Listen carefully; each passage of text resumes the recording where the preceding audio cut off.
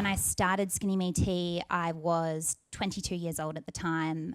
I had $24 in the bank. And this was back in 2012. Yeah. And once I decided that it was going to become less of a hobby and maybe more of a business, which came off the back of getting all these messages, I just didn't know how to respond to everybody. So I was like, there's got to be an easier way to do this. So I Googled how to create an online store. I didn't even know what the word e-commerce was at the time. Brilliant. So I jumped on Google, created that, found Shopify and set my store up within about a day.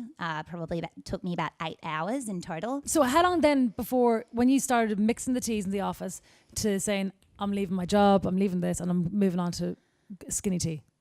I was probably still at my job for around the first month of the business. You grew really fast. So We what did. were some of the big learning curves in that year? Yeah, so we grew from zero, again, obviously, Yeah. to around $600,000 a month within 6 months Wow. of starting the business. And Nice. when we grew to that level, we still didn't have a proper manufacturer. There were no manufacturers in Australia that could fulfill that level of like tea orders. And I would literally think to myself, I'd be like, how do Lipton do it? How do they put all that, they've got so much tea, and how do they put it in all of those tea bags? And there's got to be a way to do this, Yeah. obviously.